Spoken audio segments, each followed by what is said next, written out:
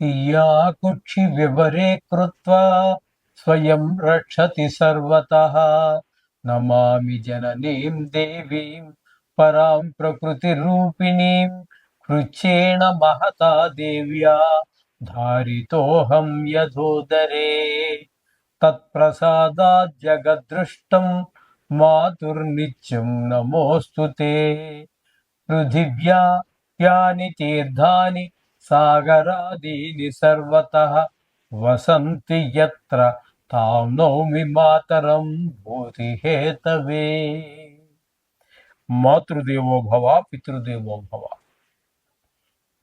ఇప్పుడు మనము ఆగస్టు నెల 2026 సంవత్సరంలో గోచార ఫలితాలు ద్వాదశ రాశి వారికి ఎట్లా ఉన్నాయి అనే విషయాన్ని మనం సశాస్త్రీయంగా తెలుసుకుందాము. శాస్త్రం కాకుండా ఒక్క మాట కూడా ఉండదండి. మిమ్మల్ని ఆనందపరచడం కోసం ఏవో లేనిపోయి మీకు లక్షలు వస్తాయి, కోట్లు వస్తాయి, నువ్వు కోటీశ్వరుడు అయిపోతావు, పిల్లకి పెళ్లి అయిపోతుంది, నీ వెనకాల 5 అమ్మాయిలు పడుతున్నారు, ఇలాంటివి ఏమీ ఉండవండి. శాస్త్రం ఎంతవరకు చెప్పిందో అంతవరకే.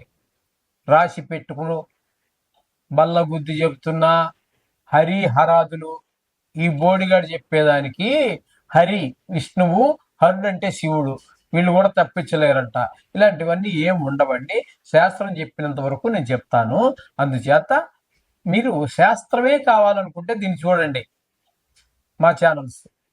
మిగతావి మీకు అలాంటి ఆనందాన్ని ఇచ్చేవి, చెవులకి ఆనందం, మనసుకి ఆనందం 5 నిమిషాలే, తర్వాత ఏమి ఉండదు. అది తర్వాత ఏడిపే. ఎందుకంటే మీరు దానికోసం ఎదురు చూసి డిసప్పాయింట్ అయిపోతాం, నిరాశ చెందుతాం, తర్వాత అంత దానివల్ల ప్రయోజనం. కాబట్టి శాస్త్రం కావాలంటే మాత్రం ఇప్పుడు మన ఛానల్ ఏ ఛానల్లో మీరు చూస్తున్నారో దీన్ని సబ్స్క్రైబ్ చేసుకోండి, మీరు యథార్థాన్ని తెలుసుకోండి చాలు. మేషరాశి వారికి ఆగస్టు నెల 2026 సంవత్సరంలో గోచార ఫలితాలు ఏ విధంగా ఉంటాయని తెలుసుకునే ప్రయత్నం చేద్దాం.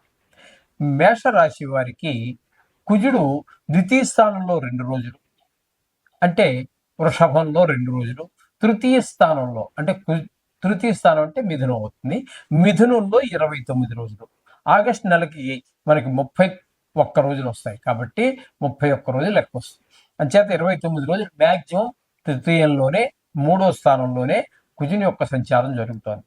కాబట్టి ఇక్కడ కుజుని యొక్క సంచారం తీసుకున్నట్టయితే మనకి 3వ స్థానంలో ఎక్కువ రోజులు 29 రోజుల పాటు అక్కడే ఉంటున్నారు కాబట్టి అది మనం పరిగణలో తీసుకున్నారు. 2 రోజులు పెద్దగా పని ఉంటుంది, దాని ఫలితం లేదని కాదు, కానీ 29 రోజులు ఫలితాలు చెప్పుకుందాం. 29 రోజులు 3 రోజులు కూడా 3వ స్థానంలో అద్భుతమైనటువంటి ఫలితాన్ని ఇస్తాడు.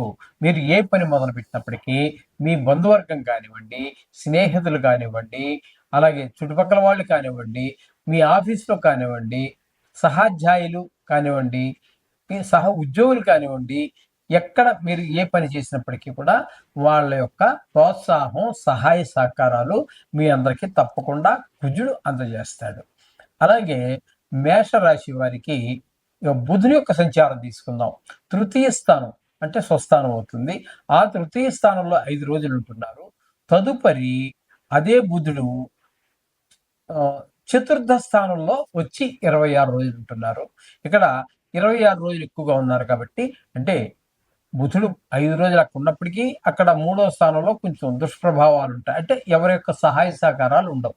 కానీ ఇక్కడ బుధుడు 26 రోజులు ఉంటున్నారు కాబట్టి ఈ 26 రోజుల్లో కూడా మీకు మీ అమ్మగారి యొక్క ఆశీర్వచనం మీకు దొరకటము, విద్య విషయాల్లోనూ, భూమి విషయాల్లోనూ, గృహ విషయాల్లోనూ, వాహన విషయాల్లోనూ, మీ స్వభావంలోనూ, వీటన్నిటిలో కూడా మీకు మంచి సహాయ సహకారాలు బుధుడు అందజేస్తాడు. అంచేత బుధుడు మీకు అనుకూలంగా ఉన్నట్టే. కాబట్టి గురుని యొక్క సంచారం తీసుకున్నట్టయితే చతుర్థ స్థానంలో ఆయనకు ఉచ్చస్థానం అవుతోంది. అయినప్పటికీ కూడా ఆయన చతుర్థ స్థానంలో గోచార రీత్యా నెలంతా అక్కడే ఉంటారు. ఆయన మీకు చతుర్థ స్థానంలో గోచార గురువు శుభ ఫలితములను ఇవ్వజాలరు. ఇప్పుడు మనం చెప్పుకున్నాం చూడండి, బుధుడు మీకు అమ్మగారికి విద్య విషయంలోను, అమ్మగారి విషయంలోను, వాహన విషయాల్లోను, గృహ విషయాల్లో, వాహనం ఇవేవైతే మీకు అనుకూలం అని చెప్పుకున్నామో దానికి పూర్తి వ్యతిరేకమైన ఫలితాన్ని గురువు ఇవ్వబోతున్నాడు. అర్థమైంది కదండి. ఈ విధంగా ఒకే రాశిలో ఉన్నప్పటికీ కూడా రకరకాలైనటువంటి ఫలితాలు మనకి వస్తూ ఉంటాయి ఇక్కడ ఎప్పుడైనా సరే. ఇదే చతుర్థ స్థానంలో రవి అంటే సూర్య భగవానుడు 17వ తారీఖు వరకు అంటే 17 రోజుల పాటు మీకు చతుర్థ స్థానంలోనే ఇప్పుడంటే మీకు ఈ మేషరాశి వారికి చతుర్థ స్థానంలో 4 గ్రహాల సంచారం జరుగుతోంది. రవి, బుధ, గురు. మూడు గ్రహాల యొక్క సంచారం జరుగుతుంది. ఇందులో 4వ స్థానంలో రవి యొక్క సంచారం, చతుర్థ స్థానంలో గురువు లెక్కనే ఆయన కూడా శుభఫలితములు ఇవ్వజాలడు. గురువు ఏవైతే మనకి దుష్ప్రభావాలు చూపిస్తున్నారో తల్లి గారి ఆరోగ్య విషయం కావచ్చు, ఆయన ఆశీస్సులు కావచ్చు, లేకపోతే గృహ విద్య ఇట్లాంటి విషయాలలో స్వభావ విషయంలో ఎలా మనకి దుష్ట ఫలితాలు ఇస్తున్నారో రవి కూడా అవే ఫలితాలు ఇవ్వబోతున్నారు. తదుపరి ఈ రవి 18వ తారీఖు నుంచి 14వ తారీఖు వరకు మనకి 14 రోజుల పాటు ఆయన 5వ స్థానంలో సంచారం చేస్తున్నారు. ఈ 5వ స్థానంలో ఉన్నప్పుడు కూడా సూర్య భగవానుడు ఈ మేషరాశి వారికి చేసే ఉపకారం ఏమీ లేదు. అయితే ఇక్కడ చేసేటటువంటి దుష్ట ప్రభావం ఎవరి మీద అంటే సంతానం మీద బాగా చూపిస్తుంది. పిల్లలకి గాయాలు అవటం కానీ, చదువు మీద శ్రద్ధ పెట్టకపోవటం, ఒక వయసును బట్టి వాడు చెడు స్నేహాలు చేయటము, ఇట్లాంటి పరిస్థితులన్నీ రవి వల్ల కలుగుతుంటాయి. అంటే ఈయన పాక్షికంగా మనం ఎప్పుడు ఇంచుమించుగా కాదండి, ఎప్పుడు మనం ఫలితాలు చెప్పుకున్నా రవి గురించి రెండు భాగాలుగా మనం విభజించుకోవాలి. ఒక దాంట్లో యోగిస్తే ఒక దాంట్లో యోగించకపోవచ్చు. అందుచేత ఇక్కడ మీకు చతుర్థ స్థానంలోనూ యోగించటం లేదు, ఖచ్చితంగా రెండు రాసుల్లో ప్రయాణం చేస్తారు ఆయన. అందుచేత ఈయన 2 స్థానాల్లోనూ కూడా అంటే చతుర్థ స్థానంలో కానీ పంచమ స్థానంలో కానీ 2 స్థానాలలోనూ కూడా రవి ఉపయోగకరమైనటువంటి ఫలితాలు మనకి ఇవ్వటం లేదు. ఈ 5వ స్థానంలో అంటే సింహరాశిలో ఆయన సంచారం చేసేటప్పుడు ముఖ్యంగా సంతానం మీద దుష్ప్రభావం చూపిస్తుంటుంది. ఆటలు, గాయాలు, చెడు స్నేహాలు ఇట్లాంటివన్నీ ఉండే అవకాశం ఉంటుంది. ఇక శుక్రుని యొక్క సంచారం తీసుకున్నట్టయితే 5వ స్థానంలో 2 రోజులు ఉంటారు, మంచి ఫలితాలు ఇస్తారు ఆయన. ఇక 29 రోజులు 6వ స్థానంలో సంచారం చేస్తున్నారు. 6వ స్థానంలో గురువు ఎప్పుడు కూడా శుభ ఫలితములు ఇవ్వజాలరు. 6వ స్థానంలో వచ్చినప్పటికి ఏమవుతుంది, ఎక్కువగా చిన్నపాటి అనారోగ్యాలు చూపటము, అప్పులు బాధ, శత్రువులు, అప్పుడు దాకా మనకి మంచిగానే ఉంటూ ఉంటారు మనతో. వాళ్ళు ఎందుకని కారణం లేకుండా కొంతమంది స్వభావం ఎలా ఉంటుందండి, మీరేం వాళ్ళకి అపకారం చేయక్కర్లా, శత్రువు అయిపోతాడు. మీరు ఉపకారం చేయక్కర్లా, మిత్రుడు అయిపోతాడు. అది ఒక స్థిరత్వం లేనటువంటి ఈ ఒక మెంటాలిటీ అంతే. మనస్సు యొక్క ఉద్దేశం అలాగే ఉంటుంది వాళ్ళకి. అంచేత ఆ 29 రోజులు ఈయన 5వ స్థానంలో మంచి ఫలితాలు ఇచ్చినప్పటికీ 6వ స్థానంలో మాత్రం మంచి ఫలితాలు ఇవ్వరు. చెప్పుకున్నాం కదా, ఆరోగ్య విషయంలోను, రుణ విషయాల్లోనూ, అలా కలహాలు, అపకీర్తి ఇట్లాంటివన్నీ మనకి ఈ శుక్రుడు వల్ల కలుగుతూ ఉంటాయి. అంటే ఈయన శుక్రుడు కేవలం 2 రోజులు మాత్రమే మీకు ఉపయోగపడుతూ ఉంటాడు. తదుపరి ఈయన మనం కనుక తీసుకున్నట్టయితే 11వ స్థానంలో రాహుగ్రహ కేతు కూడా ఉన్నారండి. ఇక్కడ కేతు కూడా 5వ స్థానంలో సంచారం చేస్తున్నారు. ఈ కేతు 5వ స్థానంలో సంచారం ఆయన కూడా సంతానం మీదనే దుష్ప్రభావం చూపిస్తారు. ఇక్కడ 3 గ్రహాలు ఉన్నాయి 5వ స్థానం అయినటువంటి సింహంలో.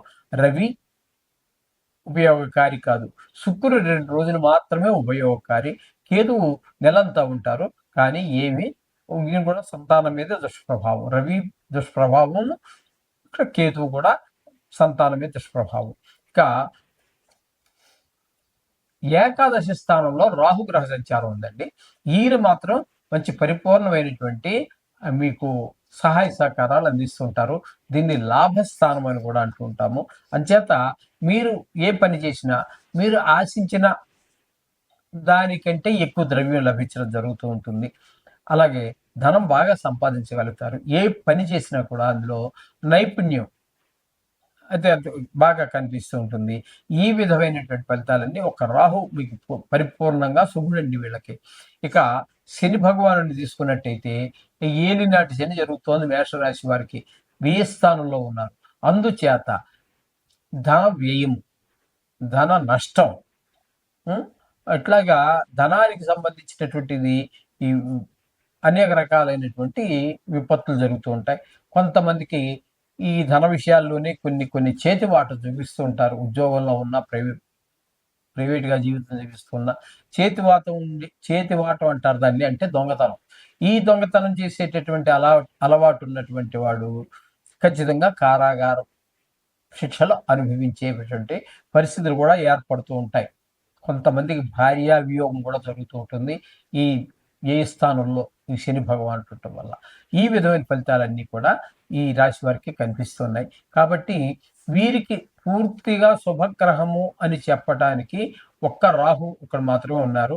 మిగతా పాక్షికంగా ఉన్నారనుకోండి. కుజుడు కూడా పర్వాలేదు. నెలకి సుమారుగా 29 రోజులు మీకు అనుకూలమైన ఫలితాలు ఇస్తున్నారు. మిగతావి ఏవి బాగలేవు.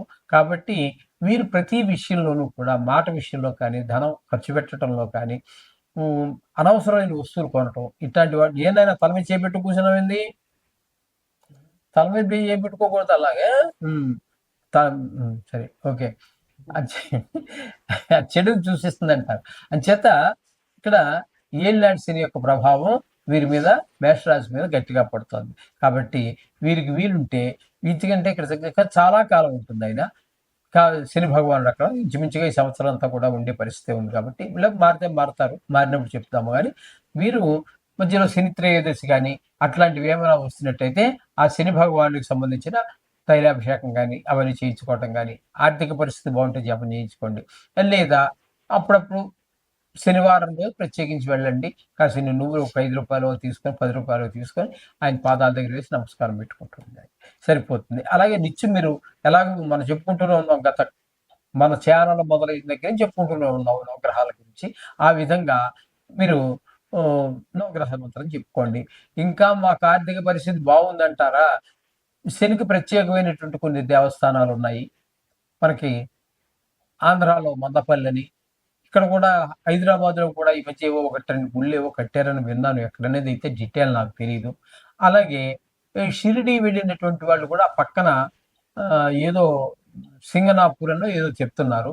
అట్లా కొన్ని ఫేమస్ అయినటువంటివి ఉన్నాయి. మీ ఆర్థిక పరిస్థితి బాగుంటేనే, ప్రత్యేకించి దీనికోసం అయితే వెళ్ళక్కర్లా.